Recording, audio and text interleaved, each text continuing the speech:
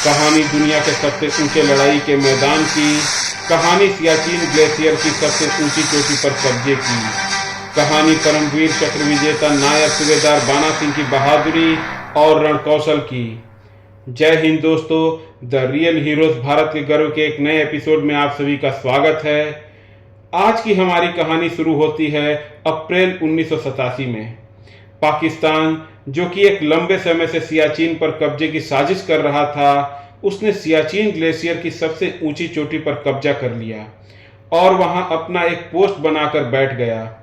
इस पोस्ट का नाम उन लोगों ने पाकिस्तान के कायदे आजम मोहम्मद अली जिन्ना के नाम पर कायद पोस्ट रख दिया।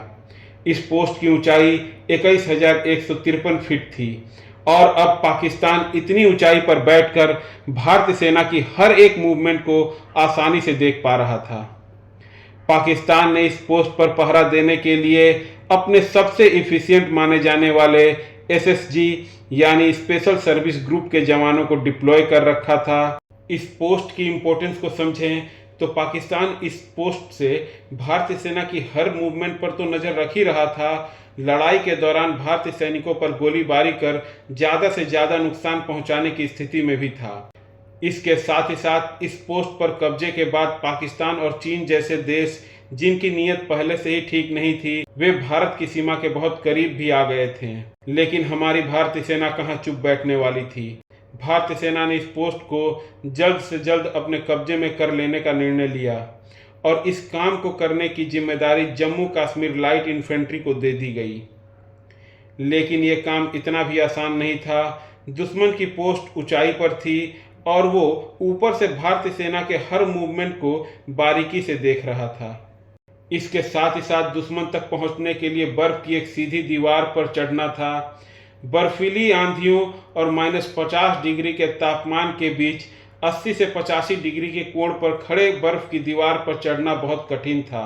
हाड़ कपकपा देने वाली ठंड और मौसम की निर्दयता को बस हम ऐसे समझ सकते हैं कि हमारे सैनिकों की गन्स तक इस ठंड में जाम हो जा रही थी। भारतीय सेना ने सियाचिन की सबसे ऊंची चोटी पर कब्जा करने के लिए कई बार प्रयास किया, लेकिन विफल रही।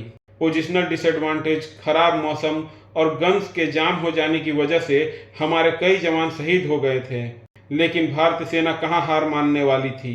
अब बारी थी दुश्मन पर फाइनल असॉल्ट की। इसके लिए 2 टीम्स बनाई गई। पहली टीम थी मेजर वरिंदर सिंह की, जिसमें 8 जवान थे, और दूसरी टीम थी नायब सूबेदार बाना सिंह की, जिसमें 5 जवान थे। इस बार रणनीति में भी बदलाव किया गया और चढ़ाई दिन में शुरू की गई। दोनों टीमें अलग अलग रास्ते से निकली।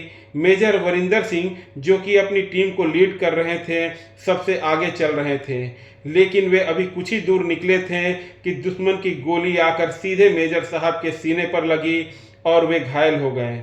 दूसरी तरफ नायब सूबेदार बाना सिंह ने वो रास्ता चुना जो सबसे कठिन था और जिसके बारे में दुश्मन सोच भी नहीं सकता था। अपने 5 साथियों के साथ बाना सिंह पहाड़ पर उस रास्ते से बढ़े जहां 90 डिग्री की एकदम सीधी चढ़ाई थी। बाना सिंह ने अपने साथियों के साथ दोपहर 1:30 बजे चढ़ाई शुरू की, लेकिन बर्फीला तूफान इतना तेज था कि सामने कुछ भी दिख नहीं रहा था। बाना सिंह और उनकी टीम के सामने बेहद मुश्किल परिस्थिति थी, लेकिन जीरो विजिबिलिटी होने की वजह से दुश्मन के लिए भी भारतीय सैनिकों को देख पाना लगभग नामुमकिन था। अर्थात मौसम के अभिशाप में भी इस बार आशीर्वाद था। इस बार खुद मौसम इन भारतीय वीरों को कवर दे रहा था। बाना सिंह और उनके वीर जवान लगातार इस भीषण बर्फबारी के बीच बर्फ की उस दीवार पर चढ़ते चले जा रहे थे। कंधे पर बंदूक, पीठ पर गोला बारूद और बाकी के सामान। घंटों की चढ़ाई के बाद भारतीय जवान आखिरकार उस चोटी पर चढ़ने में कामयाब हो जाते हैं। बाना सिंह ऊपर पहुंचते हैं और देखते हैं कि वहां दुश्मन ने एक पोस्ट बना रखा है। बाना सिंह और उनके साथी जवान इस पोस्ट को तबाह करने के लिए जैसे ही अपनी बंदूकें थामते हैं, बंदूकें इस बार भी ठंड से जाम हो गई थी। बाना सिंह और उनकी टीम इस खतरनाक और कठिन चढ़ाई के बाद थक कर चूर हो चुकी थी और अब बंदूकें भी जाम हो गई थी। लेकिन यह समय थकान मिटाने और इंतजार करने का नहीं था।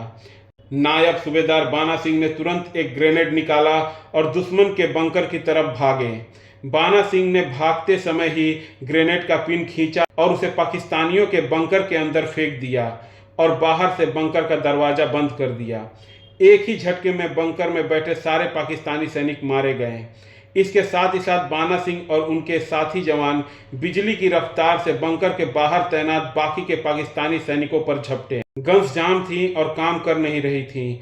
भारतीय सैनिकों ने हैंड टू हैंड कॉम्बैट में कई पाकिस्तानी सैनिकों को मार डाला और कईयों को सियाचिन की उस सबसे ऊंची चोटी से नीचे फेंक दिया। बाना सिंह और उनके साथियों के इस रौद्र रूप को देखकर कई पाकिस्तानी सैनिक भागने लगे और खुद ही पहाड़ से नीचे कूद गए।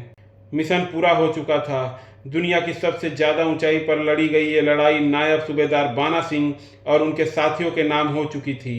21,153 फीट ऊंची सियाचिन की इस चोटी पर अब भारत का तिरंगा लहरा रहा था। भारतीय सेना ने नायब सूबेदार बाना सिंह के कुशल नेतृत्व और युद्ध कौशल के सम्मान में इस चोटी का नाम बाना टॉप रख दिया और बाना सिंह को उनके अदम्य साहस, अद्भुत वीरता और देश के प्रति अपने कर्तव्य का निर्वहन करने के लिए सर्वोच्च वीरता पुरस्कार परमवीर चक्र से सम्मानित किया गया।